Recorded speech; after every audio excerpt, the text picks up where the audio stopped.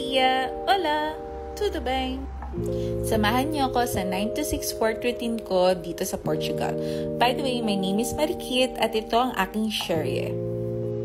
I started going to work using bus.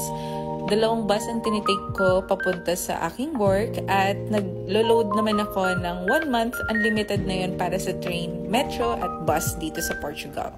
Hindi ko naman masyado na-miss ang Dubai dito kasi maganda yung bus transportation nila at saka safe, very safe. Ang ulat naman ng panahon ay spring na. Akala ko nga magiging summer na kasi last week ang init pero ngayon sobrang lamig. Ganito ka-bipolar ang weather dito. Kagaya ngayon nakikita nyo napaka-araw pero sobrang lamig na. Siguro nasa 17 to 18 degree na. Malamig na yun sa akin no kasi taga Pilipinas ako at saka Dubai. Isa sa pinakagusto ko is yung papasok ako kahit hindi sharp 9. Pwede ako mag-in ng 9 to 9:15, depende sa kapal na lang ng mukha mo. No, nakakahiya naman kung lagi kang late. Pero yun nga, hindi sila mahigpit kaya very light ng pagpasok ko dito. Going to the work, dito na din ako nag-aayos, nagme-makeup, nagtututbrush. Yes, lumalabas po ako ng bahay sa umaga nang hindi nagtututbrush. Kaya pag nakasabay niyo ako, huwag niyo pong amuyin ng hininga ko. Ang corny. Dito sa trabaho ko, halo-halo kami. Pero siguro parang mga 70% Portuguese yung mga kasama ko.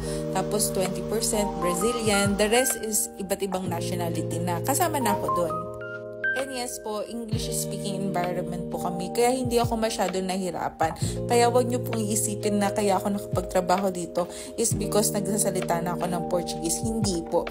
Nasaktuhan ko lang po na English-speaking environment po itong company ko. Naalala ko, nung nag-a-apply pa ako dito, talaga namang gumigising ako ng maaga para mag-apply sa LinkedIn, online, nakikipag-usap sa mga hindi ko kakilala. Kaya siguro talagang sipag at tiyagalan talaga para makakuha ng trabaho dito. At ikaw naman na nanonood ng video na to, kung gusto mo talaga makarating ng Europe, US, Canada, Dubai man yan, kahit saan outside the country, umpisahan mo na by clicking LinkedIn, online, research. Kailangan meron ka kasing maumpisahan. Kahit step 1 pa lang. Hindi naman dahil pupunta ka na ibang bansa o gusto mo mangarap makapunta ng ibang bansa, kailangan na kaagad ng pera. Hindi. Kailangan mo mag-umpisa somewhere.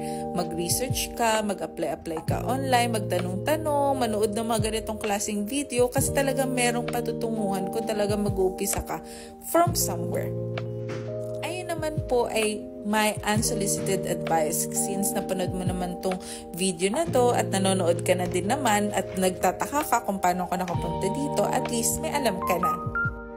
At kung nagtataka naman kayo paano ako nakaka-survive dito, nagsasalita din naman ng English ang mga tao dito pero usually nakakaintindi din ako ng konti nilang salita kasi meron siyang similarities sa salita natin sa Tagalog. So hanggang dito na lang. See you on my next video. Ciao!